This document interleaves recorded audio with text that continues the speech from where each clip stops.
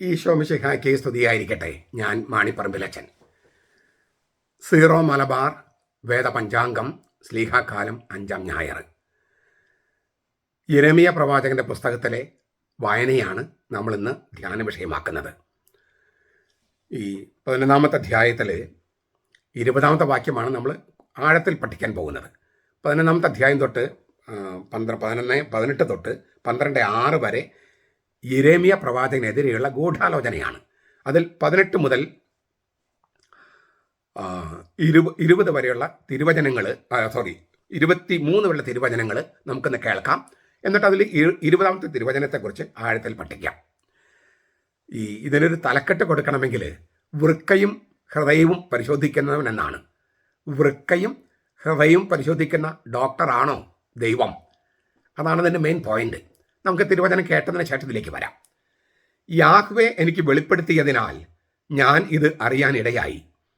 അന്ന് അങ്ങ് അവരുടെ പ്രവൃത്തികൾ എനിക്ക് കാണിച്ചു തന്നു. ഞാനാകട്ടെ അറക്കാൻ കൊണ്ടുപോകുന്ന മെരുക്കമുള്ള കുഞ്ഞാടിനെ പോലെയായിരുന്നു. അവൻ്റെ പേര് ഇനിമേൽ ആരും ഓർക്കാതിരിക്കേണ്ടതിന് നമുക്ക് വൃക്ഷത്തെ ഫലത്തോടുകൂടെ നശിപ്പിച്ച് ജീവിക്കുന്നവർ നാട്ടിൽ നിന്ന് നമുക്കവനെ പിഴുതെറിയാം എന്ന് അവർ എനിക്കെതിരെ ഗൂഢാലോചന നടത്തിയത് ഞാൻ അറിഞ്ഞതുമില്ല. നീതിയോടെ ന്യായം വിധിക്കുകയും അന്തരംഗവും ഹൃദയവും പരിശോധിക്കുന്നവനുമായ സൈന്യങ്ങളുടെ യാഹ്വേ, നീ അവരോട് ചെയ്യുന്ന പ്രതികാരം കാണാൻ എന്നെ അനുവദിക്കണമേ. ഞാൻ എൻ്റെ വ്യവഹാരം നിന്റെ കോടതി മുൻപാകെ ബോധിപ്പിച്ചിരിക്കുന്നു. അതുകൊണ്ട് നീ ഞങ്ങളുടെ കയ്യാൽ മരിക്കാതിരിക്കേണ്ടതിന് യാഹ്വയുടെ നാമത്തിൽ പ്രവചിക്കരുത് എന്ന് പറഞ്ഞ് നിനക്ക് പ്രാണഹാനി വരുത്താൻ നോക്കുന്ന അനാഥത്വക്കാരെക്കുറിച്ച് യാഹ്വേ ഇപ്രകാരം അരുളി ചെയ്യുന്നു: ഞാൻ അവരെ ശിക്ഷിക്കാനായി സന്ദർശിക്കും. യുവാക്കൾ വാളിനിരയാകും. അവരുടെ പുത്രന്മാരും പട്ടിണി കിടന്ന് മരിക്കും.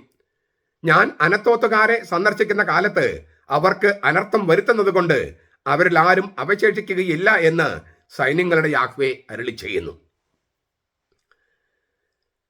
യിരെമ്യാ പ്രവാചകനെതിരെ ഗൂഢാലോചന നടത്തിയപ്പോൾ യിരെമ്യാ പ്രവാചകൻ ദൈവത്തിൻ്റെ കോടതിയിൽ ഒരു അന്യായം ബോധിപ്പിച്ചു.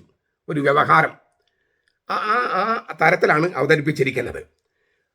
20-ാമത്തെ വാക്യത്തിൽ അതൊരു കവിത പോലെയാണ്. നീതിയോടെ ന്യായം വിധിക്കുകയും അന്തരംഗവും ഹൃദയവും പരിശോധിക്കുന്നവനുമായ സൈന്യങ്ങളുടെ യാഹ്വേ, നീ അവരോട് ചെയ്യുന്ന പ്രതികാരം കാണാൻ എന്നെ അനുവദിക്കണമേ. ഞാൻ എൻ്റെ വ്യവഹാരം നിന്റെ കോടതി മുമ്പാകെ ബോധിപ്പിച്ചിരിക്കുന്നു. ഞാൻ ദൈവത്തിൻ്റെ കോടതി മുമ്പാകെ കേസ് കൊടുത്തിരിക്കുന്നു. ഈ സ്വന്തം കുടുംബക്കാരുടെയും ബന്ധുക്കളുടെയും പ്രേരണയാൽ യിരെമ്യായുടെ പ്രാണനെ വേട്ടയാടാനുള്ള ഗൂഢാലോചന അരങ്ങേറുകയാണ്. ഞാൻ പറഞ്ഞല്ലോ, 11-ാമത്തെ അധ്യായം 18 മുതൽ 12-ാമത്തെ അധ്യായം 6 വരെ ഈ ഗൂഢാലോചന ഭാഗങ്ങളാണ്. അത് പ്രവാചകനിൽ നടുക്കമുളവാക്കുകയാണ്. നീ ഞങ്ങളുടെ കയ്യാൽ മരിക്കാതിരിക്കേണ്ടതിന് യാഹ്വയുടെ നാമത്തിൽ നീ പ്രവചിക്കരുത്. ഇതാണ് അവർ ഭീഷണിപ്പെടുത്തുന്നത്. യിരെമ്യായ്ക്കെതിരെ ഭീഷണി. ഇത് നിങ്ങൾ വിചാരിക്കുന്നുണ്ടോ ഇത് പണ്ട് മാത്രമുള്ള ഒരു സംഗതിയാണെന്ന്? ഇപ്പോൾ ഞാൻ എറണാകുളം അങ്കമാലി അതിരൂപതയിൽ ചെന്നാൽ എന്നെ തല്ലും കൊല്ലും എന്നെല്ലാം പറഞ്ഞിട്ട് ഭീഷണികൾ വാട്സാപ്പിലും ഒക്കെ ഇങ്ങനെ നടന്നുകൊണ്ടിരിക്കുന്നു. എന്താണ് ഞാൻ ചെയ്ത തെറ്റ്? ഈ കുർബാന, ഏകീകൃത കുർബാന നടപ്പാക്കിയേ പറ്റൂ. അവിടെ ജനാഭിമുഖം എന്ന് പറയുന്നത് ഇല്ലിസിറ്റാണ്, അത് നിരോധിച്ചിരിക്കുന്നതാണ്, ചെയ്യാൻ പാടില്ല. ഈ കാര്യം പറയുന്നതിൻ്റെ പേരിലാണ് ഈ ബഹളം. പിന്നെ ഇപ്പോൾ വിമതരോ സമതരോ എന്ന വ്യത്യാസമില്ലാതെ ബഹളം വയ്ക്കുകയാണ്. കാരണം എന്താ? ഇരു കൂട്ടരും വാസ്തവത്തിൽ ഒരു നുകത്തുമ കെട്ടാവുന്ന ആളുകളായിട്ട് മാറിയിട്ടുണ്ട്. രണ്ട് കൂട്ടരും എതിർക്കുന്നത് ഒരേ സംഗതിയാണ്, രണ്ട് പേരിലെന്ന് മാത്രം. അപ്പൊ ഈ നീ പ്രവചിക്കരുത്, നീ പഠിപ്പിക്കരുത്, നിന്റെ പ്രബോധനം വേണ്ട, നീ പ്രശ്നങ്ങൾ ഉണ്ടാക്കുന്നവനാണ്. ഇതാണ് യിരെമ്യായോട് പറഞ്ഞത്. ഞാൻ യിരെമ്യായ്ക്ക് തുല്യനായിട്ട് അവതരിപ്പിക്കുകയല്ല, പക്ഷെ അന്നും ഇന്നും എല്ലാം ഒരേപോലെ തന്നെയാണ്. പ്രബോധനങ്ങളെ, വാക്കുകളെ, അക്ഷരങ്ങളെ ഭയക്കുന്നു. പ്രബോധനങ്ങളെ ഭയക്കുന്നു. അപ്പോൾ ഭീഷണിയാണ്. അപ്പോൾ ഈ ഭീഷണി വരുമ്പോൾ നമുക്കൊരു നടുക്കമുണ്ടാകും. അതായത് നമ്മൾ സത്യം പറയുന്നു, സത്യം പുലരാൻ വേണ്ടി നമ്മൾ പരിശ്രമിക്കുന്നു, തിരുവചനം പഠിപ്പിക്കുന്നു. അതിനെ എതിർക്കുന്ന ആളുകളുടെ ആ ആവേശം കാണുമ്പോൾ നമ്മൾ നടുക്കമുണ്ടാകും. യിരെമ്യായ്ക്കും നടുക്കമുണ്ടായി. അങ്ങനെ തൻ്റെ ദൗത്യത്തെക്കുറിച്ചും മനുഷ്യൻ്റെ അസ്തിത്വത്തെക്കുറിച്ചും ആഴമായി ചിന്തിക്കാനായിട്ട് അത് യിരെമ്യാ പ്രവാചകനെ പ്രേരിപ്പിക്കുകയാണ്. അങ്ങനെ ആഴത്തിൽ ചിന്തിക്കണം മനുഷ്യൻ്റെ അസ്തിത്വത്തെക്കുറിച്ച്, ഈ ഭൂമിയിലെ ജീവിതത്തെക്കുറിച്ച് ചിന്തിക്കുമ്പോൾ അദ്ദേഹം പറഞ്ഞ 2 വാക്കുകൾ, അതാണ് അന്തരംഗവും ഹൃദയവും പരിശോധിക്കുന്നവനായ സൈന്യങ്ങളുടെ യാഹ്വേ. അന്തരംഗം. ഹീബ്രുവില് കിലിയ എന്ന വാക്കാണ്. കിലിയ. ഈ അന്തരംഗം നമ്മൾ തർജ്ജമ ചെയ്യുന്നത് ഹീബ്രുവിൽ കിലിയ എന്നാണ്. ഹൃദയം എന്ന് നമ്മൾ തർജ്ജമ ചെയ്യുന്നത് ലെവ് എന്ന വാക്കാണ്. ലെവ്. ഈ രണ്ട് വാക്കുകളും ബൈബിളിൽ ഒന്നിച്ച് പ്രത്യക്ഷപ്പെടുന്നത് വളരെ ചുരുക്കം ചില തിരുവചന പാഠങ്ങളിലാണ്. യിരെമ്യാ 17:10, 20:12, സങ്കീർത്തനം 7:10, സങ്കീർത്തനം 26:2. ഇത്രയും സ്ഥലങ്ങളിലാണ് അന്തരംഗവും ഹൃദയവും കീലിയ ആൻഡ് ലെവ് എന്നീ വാക്കുകൾ ഒരുമിച്ച് ഉപയോഗിച്ചിരിക്കുന്നു. ദൈവത്തിന് മനുഷ്യന്റെ ചിന്തകളും സ്വഭാവവും സംബന്ധിച്ച് പരമമായ അറിവുണ്ട് എന്ന് സൂചിപ്പിക്കാനാണ് ഈ രണ്ട് വാക്കുകൾ ഒന്നിച്ചുപയോഗിക്കുന്നത്. ആക്ഷരികമായിട്ട് കിലിയ എന്ന വാക്കിന് വൃക്ക എന്നാണ് അർത്ഥം. വൃക്ക, കിഡ്നി. അപ്പോൾ കിലിയോത്ത് എന്നതിന് അതിൻ്റെ ബഹുവചനം, അതിന് ഇടുപ്പ്, കടിപ്രദേശം, നാഭി, അരക്കെട്ട് എന്നെല്ലാം ഭാഷപ്പെടുത്താറുണ്ട്. ഇതിനെ ആലങ്കാരം ഉപയോഗിക്കുമ്പോൾ വികാരത്തിൻ്റെയും വാത്സല്യത്തിൻ്റെയും സ്വഭാവത്തിൻ്റെയും പെരുമാറ്റത്തിൻ്റെയും കേന്ദ്രമെന്നാണ് ബൈബിളിൽ ഉദ്ദേശിക്കുന്നത്. കിഡ്നി നമുക്കറിയപ്പോൾ കിഡ്നി അല്ലെങ്കിൽ വൃക്ക എന്ന് പറയുമ്പോൾ അതിൻ്റെ ഉപയോഗം നമുക്കറിയാം. നമുക്ക് എത്രയോ വൃക്ക മാറ്റി വയ്ക്കുന്ന ശസ്ത്രക്രിയകളും പരിപാടികളൊക്കെ ഉണ്ട്. അത് ബയോളജിക്കലായിട്ട് ജീവശാസ്ത്രപരമായ സംഗതി. ബൈബിളിൽ ആ വാക്കാണ് ഉപയോഗിക്കുന്നതെങ്കിലും അർത്ഥം വേറെയാണ്. അർത്ഥം എന്താണ്? വികാരത്തിൻ്റെയും വാത്സല്യത്തിൻ്റെയും സ്വഭാവത്തിൻ്റെയും പെരുമാറ്റത്തിൻ്റെയും കേന്ദ്രം എന്ന അർത്ഥത്തിലാണ് കിഡ്നി എന്ന വാക്ക് ബൈബിൾ ഉപയോഗിക്കുന്നത്. അതായത് ബയോളജിയിലോ മെഡിക്കൽ സയൻസിലോ ഉപയോഗിക്കുന്ന അർത്ഥത്തിലല്ല ബൈബിൾ ഉപയോഗിച്ചിരിക്കുന്നത്. വാക്കെല്ലാം ഒന്ന് തന്നെ, പക്ഷെ അർത്ഥ വ്യത്യാസമുണ്ട്. ആന്തരികമായ വിചിന്തനത്തിൻ്റെയും വൈകാരികതയുടെയും കേന്ദ്രമായിട്ടാണ് ഈ കിഡ്നി എന്ന വാക്ക് ഉപയോഗിച്ചിരിക്കുന്നത്.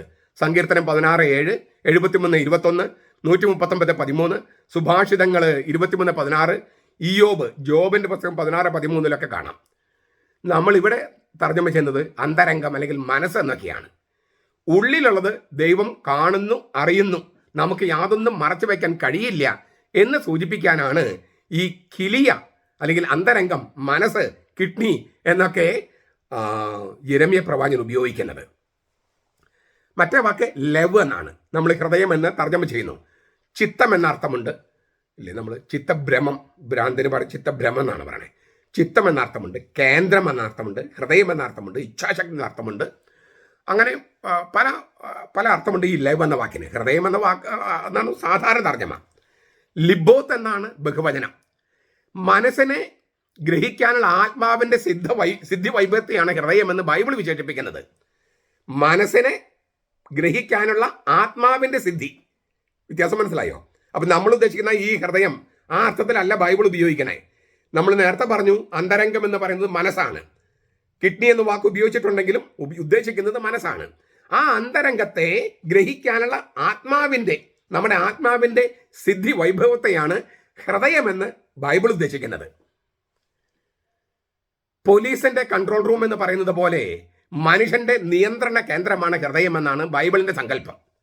അപ്പോൾ ധിഷണയും, ഇന്റലക്ട്, ബോധവും, കോൺഷ്യസ്നെസ്, വികാരവും, ചിത്തവും, ധൈര്യവും, ആഗ്രഹവും, പദ്ധതികളും, ആസൂത്രണവും എല്ലാം ചേർന്ന ഒരു കൺട്രോൾ റൂമാണ് ഹൃദയം. അങ്ങനെയാണ് ബൈബിൾ കാണുന്നത്. അപ്പോൾ ഹൃദയ ശസ്ത്രക്രിയ, ഓപ്പൺ ഹാർട്ട് സർജറി എന്നൊക്കെ നമ്മൾ പറയുമ്പോൾ ഈ ഹൃദയമാണ് ബൈബിളിൽ. ഇപ്പം നമ്മൾ ബയോളജിക്കലായിട്ട് പറഞ്ഞാൽ, മെഡിക്കൽ സയൻസിൽ പറഞ്ഞാൽ ഈ ഹൃദയമാണ്. പക്ഷേ ആ വാക്കാണ് ഉപയോഗിക്കുന്നതെങ്കിലും ബൈബിൾ ഉദ്ദേശിക്കുന്നത് വേറെ അർത്ഥമാണ്.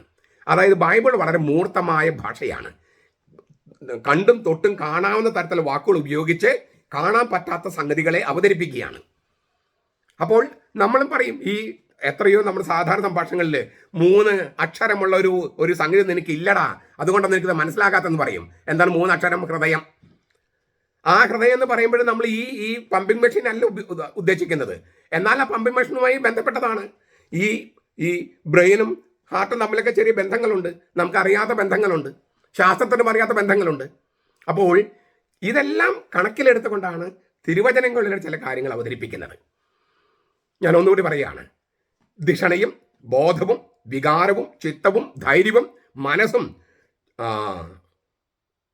ആഗ്രഹങ്ങളും, പദ്ധതികളും, ആസൂത്രണങ്ങളും എല്ലാം ചേർന്ന ഒരു കൺട്രോൾ റൂം പോലെയാണ് കൺട്രോൾ റൂമാണ് ഹൃദയം എന്നാണ് ബൈബിളിന്റെ സങ്കല്പം. മനുഷ്യന്റെ പ്രവൃത്തികളെ നിയന്ത്രിക്കുന്നത് ഹൃദയമാണെന്നർത്ഥം. പ്രവൃത്തികളിൽ നിന്നാണ് ശീലമുണ്ടാകുന്നത്, ശീലത്തിൽ നിന്നാണ് സ്വഭാവം രൂപപ്പെടുന്നത്. അപ്പോൾ ഹൃദയമാണ് പ്രവൃത്തികളെ നിയന്ത്രിക്കുന്നത്. പ്രവൃത്തികളിൽ നിന്ന് ശീലമുണ്ടാകുന്നു. ഒരേ പ്രവൃത്തി നമ്മൾ പല പ്രാവശ്യം ചെയ്യുമ്പോൾ ശീലമാകുന്നു. ശീലം എന്നെ സ്വഭാവമായിട്ട് മാറുന്നു. അതിനാൽ ദൈവം മനുഷ്യനെ വിലയിരുത്തുമ്പോൾ പരിശോധിക്കുന്നത് ഹൃദയമാണെന്നാണ് യിരെമ്യാ പ്രവാചകൻ പറഞ്ഞത്. ലവാവ് എന്ന വാക്ക് ഉപയോഗിക്കാറുണ്ട് ഹൃദയത്തിന്. ചിലപ്പോൾ ശരിക്കുള്ള ഹൃദയത്തെ, ഈ രക്തചംക്രമണം നടത്തുന്ന അവയവത്തെ സൂചിപ്പിക്കാനും ഉപയോഗിച്ചിട്ടുണ്ട്. ബഹുവചനമായ ലേവാവോത്ത് ചിലപ്പോൾ സ്ത്രീകളുടെ മാരടത്തെ ചിഹ്നപ്പെടുത്താൻ വേണ്ടി ഉപയോഗിച്ചിട്ടുണ്ട്. എന്നാൽ മാരടങ്ങൾക്ക് വേറെ വാക്കുണ്ട്. ശ്രദ്ധായും ഹാസേഗ് എന്നൊക്കെ വേറെ വാക്കുകളുണ്ട്. പക്ഷെ അപൂർവം ചില സന്ദർഭങ്ങളിൽ ലേവാവോത്ത് എന്നുള്ളത് ഉദ്ദേശിക്കുന്നത് ഹൃദയമല്ല, ഹൃദയത്തിന് പുറത്തുള്ള സ്ത്രീകളുടെ മാരടമാണ്. അങ്ങനെയും ചില അർത്ഥങ്ങൾ വരാറുണ്ട്. ഞാൻ അത്രയും പറഞ്ഞത്, ചിലപ്പോൾ ഈ വാക്കുകളുടെ അർത്ഥം നിങ്ങൾ തിരയുമ്പോൾ ഇങ്ങനെയുണ്ടല്ലോ എന്ന് അങ്ങനെ തോന്നാം. അതുകൊണ്ട് ഞാൻ പറഞ്ഞതേ ഉള്ളൂ.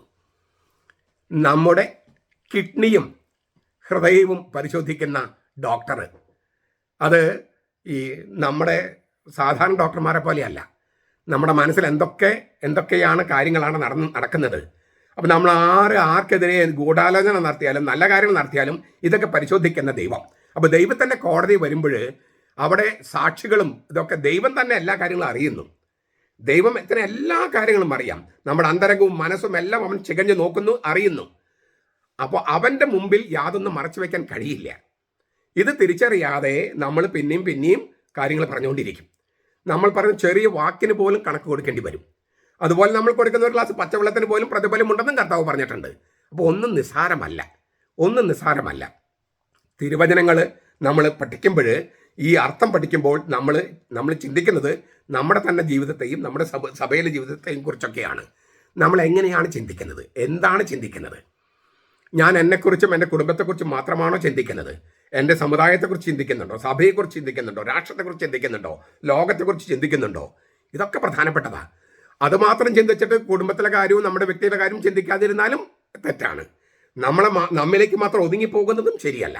പിന്നെ നമ്മൾ ആർക്കെതിരെ, എന്തിനെതിരെയാണ് ഈ ഗൂഢാലോചന നടത്തുന്നത്? എന്തിനു വേണ്ടിയാണ്? എന്താണ് നമ്മുടെ നിലപാട്? സത്യത്തിൻ്റെ നിലപാടാണോ? തിരുവചനത്തിൻ്റെ നിലപാടാണോ? സഭയുടെ നിലപാടാണോ?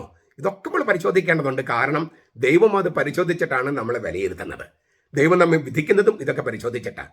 അതുകൊണ്ട് നമ്മുടെ കിഡ്നി നമുക്ക് കാണാൻ പറ്റില്ല, നമ്മുടെ ഹൃദയം നമുക്ക് കാണാൻ പറ്റില്ല. പക്ഷെ ദൈവത്തിന് അതെല്ലാം കാണാം. ദൈവം അത് ആ ബയോളജിക്കലായിട്ടുള്ള ജീവശാസ്ത്രപരമായ അവയവങ്ങൾ മാത്രമല്ല, ഞാൻ ഈ പറഞ്ഞ തരത്തിലുള്ള എല്ലാ നമ്മുടെ സംഗതികളും ദൈവം കാണുന്നു. ആ ദൈവസന്നിധിയിൽ എപ്പോഴും ജീവിക്കാൻ സാധിക്കുക. അതൊരു കോടതിയിലെ ന്യായാധിപൻ എന്ന നിലയ്ക്കല്ല എപ്പോഴും ദൈവം കാണുന്നത്. നല്ല അപ്പനെ പോലും കാണും. എന്താ മോനെ നീ ഇങ്ങനെ ചെയ്യുന്നത്, എന്താ മോനെ നീ ഇങ്ങനെ ചിന്തിക്കുന്നത് എന്നെല്ലാം അപ്പൻ ചോദിക്കും ചെയ്യും. നമുക്ക് ഈ ബന്ധങ്ങൾ, ദൈവവുമായിട്ടുള്ള ബന്ധം, അവൻ്റെ സന്നിധിയിൽ എപ്പോഴും നമ്മൾ അവൻ്റെ സന്നിധിയിലാണ്. അതിൽ നിന്ന് മറഞ്ഞു നിൽക്കാൻ കഴിയില്ല. നമ്മുടെ അന്തരംഗത്തിലുള്ളത് പോലും കർത്താവ് ചികഞ്ഞറിയുന്നു.